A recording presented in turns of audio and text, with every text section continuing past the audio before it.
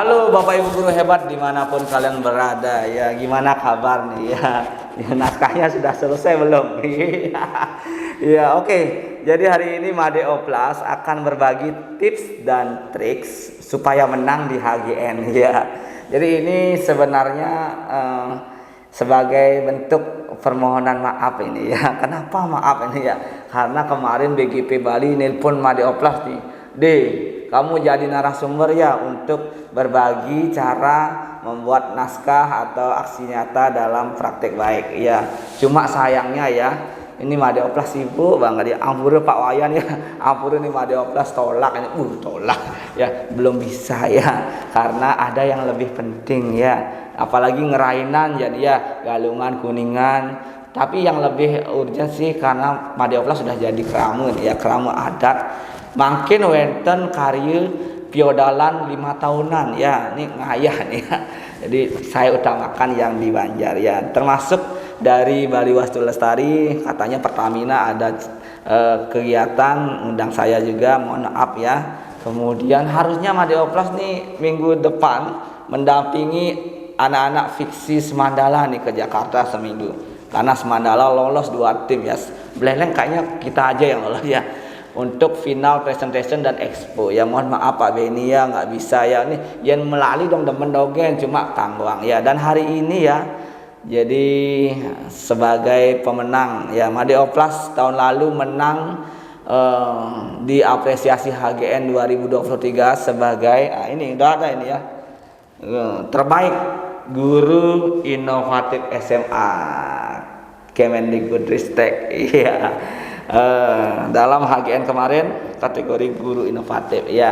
Dan hari ini saya merasa pengen memiliki kontribusi juga ya untuk Bapak Ibu guru yang akan ikut ya. Tahun ini katanya namanya Jambore Hebat Jambore GTK Hebat 2024 ya. Jadi ya sebagai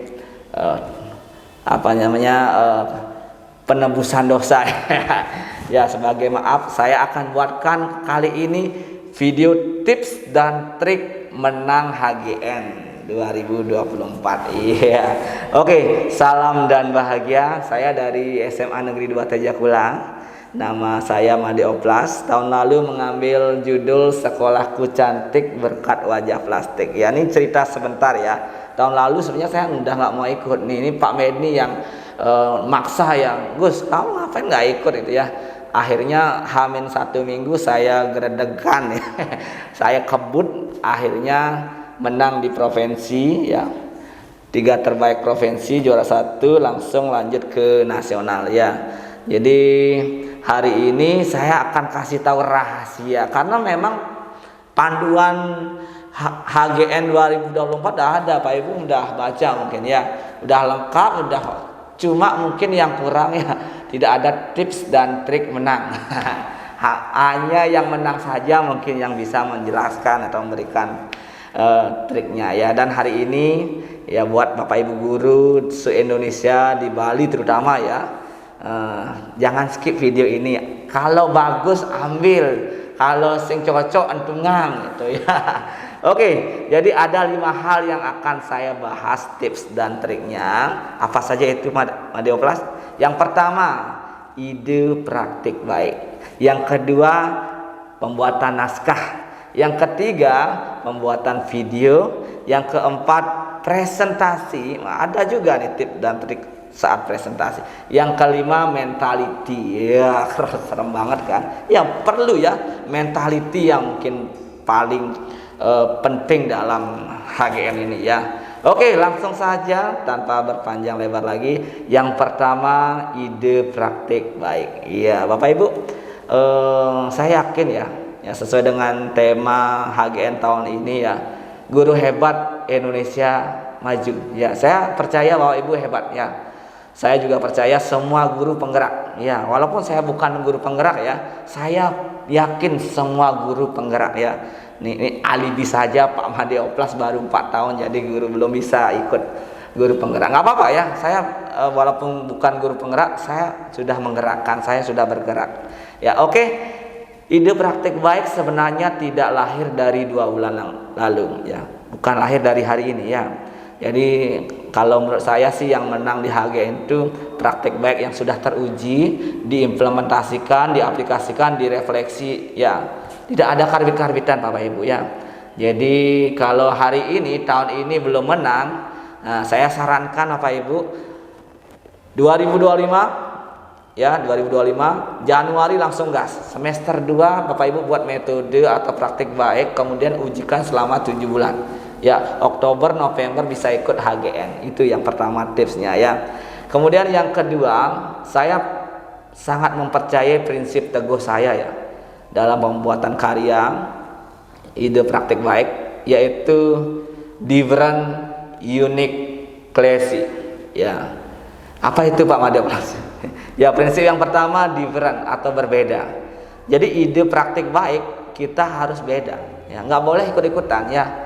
Ya, ganti studi kasus atau tempat aja, no. Ya, praktik yang baik adalah praktik yang beda. Kalaupun sama, apa bedanya? Nah, itu cluenya ya. Jadi harus memiliki kalau bisa originality beda ya Pak. Kalau orang berpikir dalam box atau berpikir di luar box, think of the box, out of the box. Nah, ini Pak Made Oplas punya nih. Bukan itu ya, biar nggak ikut-ikutan, beda nih ya. Think without box. Ngerti kan? Bukan berarti berpikir tanpa box, sing lah box tidak punya rambut. No. Artinya kita bisa menciptakan sesuatu yang baru, beda.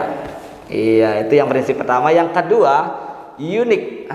Bagaimana praktik baik kita itu memiliki ciri khas. Nah, kalau saya kan sampah plastiknya nih ya, yang bikin unik ya. Kemudian ciri khas, kalau nggak ngerti ciri khas, yang memiliki sesuatu yang spesial. Jadi apa yang spesial nih dalam praktik Bapak Ibu ya, itu namanya unik. Harus ya, jangan hanya sekedar ikut-ikutan, tidak ada bedanya, tidak ada keunikannya ya, harus unik ya. Yang ketiga, classy, berkelas ya. Ya, bukan ece-ece, bukan kaleng-kaleng. Ide praktek yang berkelas itu kelasnya atas, papan atas ya, bisa keren ya. Berkelas itu adalah keren ya, bukan kocok-kocok. Jadi punya kelasnya ya, bisa direplikasi di mana-mana, itu mungkin ya. Kemudian keren, gampang untuk diikuti, itu ya berkelas ya. Tapi ada yang tingkatan lebih tinggi Bapak Ibu ya. Apa itu? Crazy. Nah, ini Made Oplas bertopeng ini gara-gara gila ini ya. Bagaimana praktik baik kita itu di luar nurul, di luar nalar ya. Gila, ini baru beneran ide praktik baik. Biar gitu jurinya ya. Orang-orang yang diajak, damn, this is the crazy idea. I like this idea itu ya. Jadi harus crazy, itu tingkatan paling tinggi ya. Prinsip Made Oplas. Pakai quote enak kayaknya itu ya. Jadi itu harus ada dalam praktik baik kita ya. Jadi kalau belum bisa mencapai itu, coba bertapa dulu Bapak Ibu ya. Maksudnya lihat referensi gitu ya. Oke, yang pertama ngomongin ide praktik baik, selain prinsip itu, kita harus membuat judul juga. Judul itu juga prinsipnya different, unique, classy ya. Ngomongin ide praktik baik tidak jauh dengan kata judul. Diolas ya, kumohon jangan buat judul yang receh ya, mata kelur kalau bahasa bulelengnya ya, bahasa bungkulan kayaknya. Diolas dengai judul tuh mata kelur ya, atau tempo dulu konvensional. Kayak gimana tuh Pak Made Oplas? Judul yang tempo dulu atau konvensional itu terlalu formal. Biasanya formal banget ya. Melalui metode bla bla bla ciptakan generasi. No, itu sudah saya tinggalkan ya. Ini khusus Made Oplas ya. Kalau Pak Ibu mau pakai silakan ya. Karena juri-juri sekarang kayaknya sudah pinter-pinter ya. Ya pasti pinter, namanya juri ya. Pasti dia punya selera ya. Juri punya selera. Jadi judul harus ikonik. Apa itu ikonik Pak Made? Harus itu different, unique, classy. Gimana judul yang kita buat enak didengar, mudah diucapkan, kemudian keren ya, kayak ini ya, sekolahku cantik berkat wajah plastik. Nah, ada ik-iknya, itu boleh juga contohnya ya, atau akronim boleh juga ya, istilah juga boleh ya, tapi diolah ya. Kalau buat akronim atau kependekan atau istilah jangan mata kelur juga. Mata kelur gitu sama Dioplas ya, artinya jangan yang receh ya. Dan saya nggak mau nyebutin contohnya karena mungkin akan ada yang tersenggol ya. Intinya jangan malu-maluin apa sih nih ya. Kalau Dioplas dengerin judul-judul yang kayak gitu, cing apa nih. Ya artinya ya, yang berkelas ya, yang keren lah ya. Ya akronim ya, kayak teman saya nih ya, Wayan Sudiatmike, bagus nih, gelangga. Istilahnya bagus, enak ya. Kemudian di sekolah saya ada tuh kegiatan P5 ya, judulnya Mari Menari. Mantap ya, biar apa ini ya. Kemudian untuk judul juga boleh formatnya judul, subjudul atau tagline ya. Contohnya sebutannya apa? Gelangga, permainan untuk informatika. Boleh ya, judul besar kemudian judul kecil. Itu boleh juga, itu bagus itu ya. Branding ya, kita ngomongin branding ya. Jadi branding sepertinya di era sekarang penting banget ya. Brand kegiatan, personal branding ini Dioplas. Kenapa saya pakai topeng ya, personal branding. Kenapa Dioplas ya, biar ada ikon atau brand ya. Sama juga sebuah program praktik baik juga harus di branding ya. Siapa tahu ya, ini cocok untuk diterapkan di mana-mana. Seperti Dioplas hampir sudah 300 tempat sudah saya bagikan praktik baik ya. Wih, sombong hati. Oke, jadi itu judul harus ikonik ya Bapak Ibu ya. Jadi coba lihat judul Bapak Ibu sekarang ya. Kira-kira terlalu formal apa gimana ya? Boleh nanti tanya-tanya saya ya. Nih, tapi tetap ya kita harus semangat ya. Oke, itu untuk judul kayaknya cukup ya, tips dan triknya. Ya, ide praktik baiknya juga sudah ya. Yang kedua adalah pembuatan naskah praktik baik. Iya, jadi sekali lagi ya, saya lihat panduannya udah lengkap ya. Marginnya berapa, font size, line spacing, termasuk jumlah kata ya. Sudah jelas itu Bapak Ibu ya. Cuma memang lagi-lagi ya, yang tidak ada adalah tips dan trik menang. Makanya Pak Dioplas sekarang berbagi di sini. Naskah, kalau menurut saya tipsnya adalah maksimalkan penggunaan kata yang diberikan. Ya, kalau nggak salah ya 1.500 sampai 2.000 kata maksimalkan Bapak Ibu ya. Ketika Bapak Ibu dikasih kesempatan 10, itu pakai semua. Ya, kalau masih 1.000 kata, kecapin lagi. Kecapin lagi atau perjelas lagi. Ya. Tapi memang harus point of view-nya ya. Harus point of view. Tidak boleh kemana-mana ya, fokus ya. Kemudian ngomongin pembuatan naskah itu berkaitan dengan STAR, metode STAR. Jadi jelas diberikan panduan harus STAR, STAR, situasi, tantangan, aksi, refleksi ya. Jadi untuk format kayaknya nggak ada format baku ya. Kalau menurut saya pun kemarin ya kayak ngeresum, nggak ada bab 1, bab 2, tapi terserah Bapak Ibu ya, yang penting 2.000 kata, kemudian mewakili situasi, tantangan, aksi, dan refleksi. Ya, jadi sekarang kita bahas satu-satu ya. Jadi menurut saya STAR yang lebih banyak ngomong adalah di aksi dan refleksi. Ya, di yang banyak halamannya, yang banyak katanya ya. Kalau situasi itu sama tantangan lebih sedikit dari aksi dan refleksi ya. Situasi ya, kalau sebutan yang saya enak diucapkan apa motivasi dari praktik ini? Apa motivasi atau latar belakang atau situasi yang terjadi ya. Nah, di situasi ini jangan jauh-jauh ya. Indonesia adalah perkembangan teknologi ya.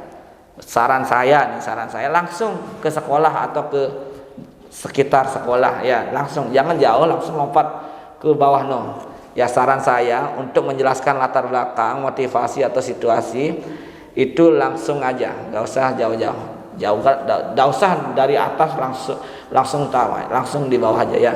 Di sekolah sampah plastik menjadi masalah karena mereka acuh tak acuh dengan sampah plastik. Selain itu di sekitar ada bank sampah yang ternyata tidak menerima sampah jenis kemasan ini gitu ya. Jadi langsung ya. Jadi situasi menggambarkan sesuatu yang dilematik ya. Ketimpangan, ketidakadilan ya. Situasi ini bagi saya ada dua, aset dan masalah. Ya, tidak hanya masalah saja yang bisa diangkat situasinya, aset yang terbengkalai ya.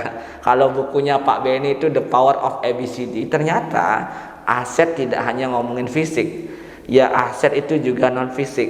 Ya, contoh kalau ngambil P5, ternyata guru-guru saya punya kelebihan. Itu kan nggak masalah, bukan masalah aset, namun bisa diangkat jadi proyek P5. Nah itu, siswa saya kebanyakan suka main game atau suka main gadget.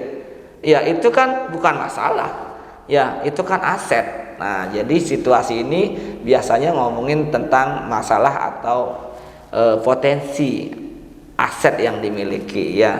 Ini biasanya berdarah-darah diceritakan ya, berdarah, apalagi yang dedikatif ini penuh berdarah-darah ya menceritakannya. Tapi yang kebanyakan, karena ada yang lebih banyak yang akan nantinya kita jelaskan ya. Situasi akan merujuk ke tantangan ya. Dari situasi yang kita hadapi, apa saja tantangan ya, apa saja yang di sekitar yang bisa kita olah. Nah, tantangannya sekarang zaman teknologi ya, apakah situasi ini bisa diselesaikan oleh teknologi atau apa? Nah, jadi tantangan di sini itu biasanya merujuk ke solusi yang diberikan. Ya, jadi tantangan apa saja yang dihadapi untuk menghadapi situasi ini. Ya, ini paling 2 paragraf ya. Jadi 10 kalimat cukup lah ya untuk tantangan ya, 10 kalimat, 15 kalimat ya. Jadi setelah tantangan ya, tantangan ini harus dijelaskan sumber daya atau aset yang dimiliki ya, atau apa yang bisa kita pakai dalam menyelesaikan situasi ini ya, yang menjadi tantangan juga ya. Kemudian muncullah atau keluarkanlah tulisan ide yang ingin Bapak Ibu sampaikan, baru masuk ke aksi. Ya, di aksi ini biasanya metode ya, penjelasan dari tahapan-tahapan, kemudian implementasi dari yang Bapak Ibu maksud itu ya, judul yang Ibu maksud ya. Kalau wajah plastik dijelaskan ya, bagaimana. Nah, P5 ya, kita ngomongin P5. Kalau ngomongin P5 ya, jujur ya, banyak orang yang salah paham tentang P5. P5 mereka kira produk, no ya, produk hanya bonus dari kegiatan P5. Namanya saja P5 ya, proyek penguatan profil pelajar Pancasila. Jadi penguatan karakter. Jadi di sini jangan ngomongin produk ya. Jadi harus bagaimana aksi kita dalam menuju profil pelajar Pancasila ya. Kemudian metodenya juga dijelaskan. Ini aksinya itu dijelaskan ya, dari hari pertama, hari kedua gitu ya.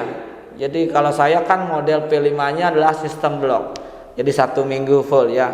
Hari Senin biasanya sosialisasi P5, apa itu tema yang kita angkat gaya hidup berkelanjutan, kemudian elemen atau dimensi apa saja yang kita akan kuatkan, kemudian pembagian kelompok termasuk narasumber juga. Hari pertama biasanya sosialisasi tentang materi ya, siapa KPU datang atau penggiat lingkungan datang, itu hari pertama. Kemudian hari kedua, hari ketiga itu dijelaskan di aksi ya. Ini dah kesempatan Bapak Ibu menjelaskan praktik baik Bapak Ibu, aksinya seperti apa. Kalau saya ada tutorial dijelaskan juga, tutorial tahapan ya, pengumpulan sampah plastik, kemudian proses desain itu dijelaskan ya, sampai penempelan dan lain sebagainya. Itu aksi ya, itu mungkin akan lebih banyak ya, bagaimana solusi ini aksinya itu benar-benar praktikal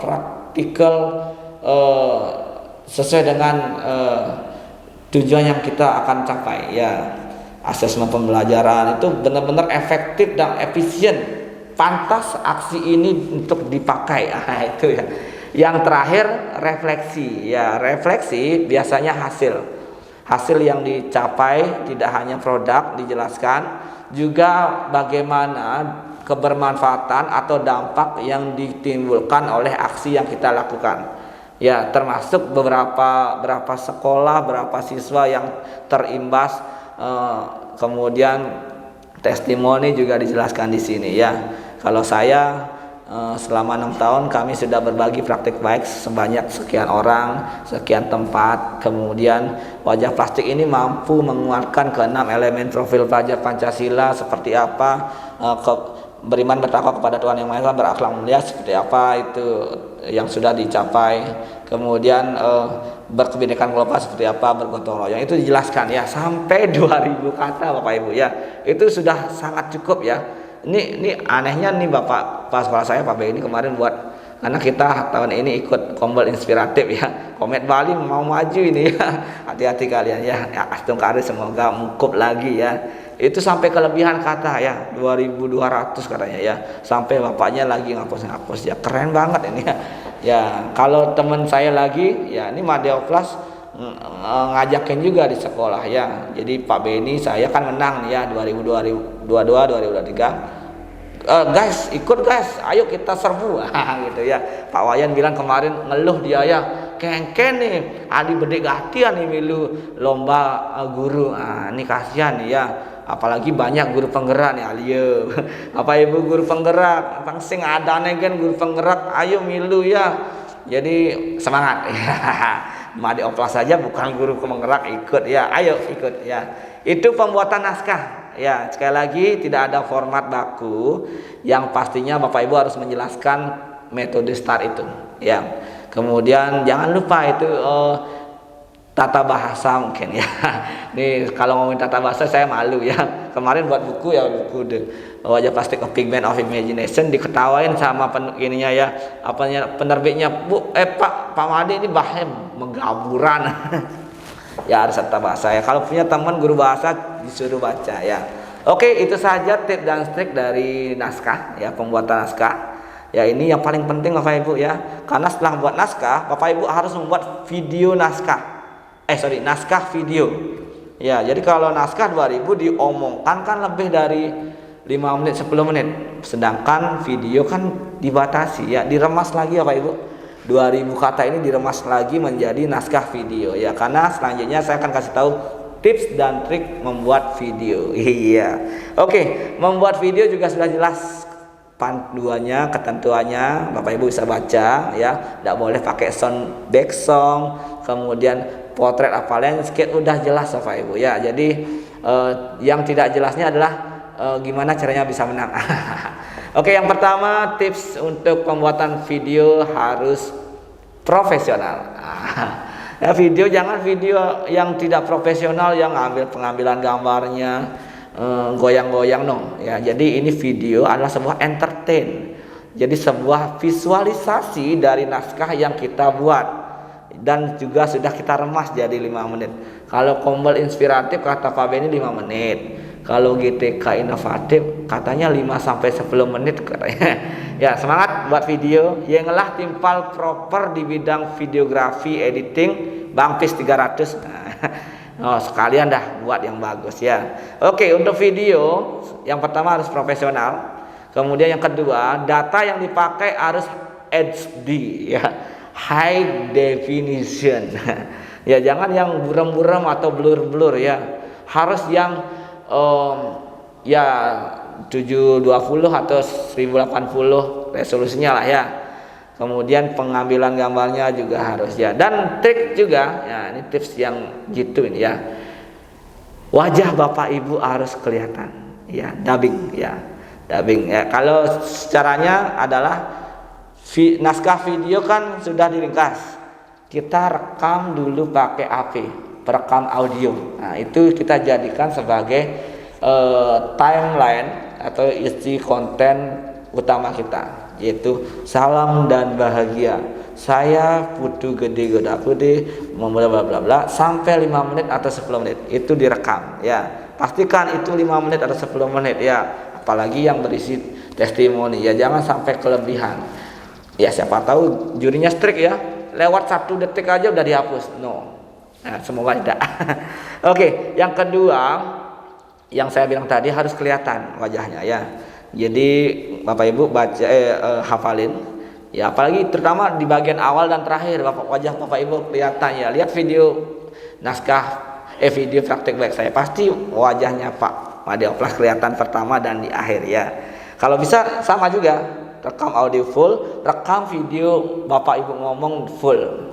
Ya, ini tumpuk bawah adalah audio, tumpuk di atasnya adalah video Bapak ngomong full ya, dari angle kiri menghadap ke depan tapi kameranya di sana ya. Jadi nggak harus formal di depan seperti ini ya. Ini karena satu punya kamera saya nggak ada di sini ya.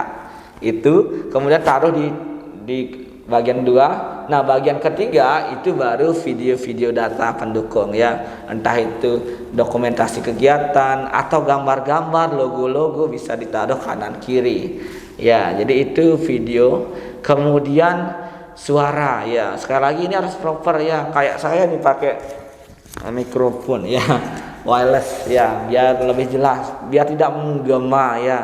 Karena kan juri butuh hiburan ya. Selain praktik baik yang keren, harus diimbangi juga dengan visualisasi yang keren juga, dan juga meyakinkan ya.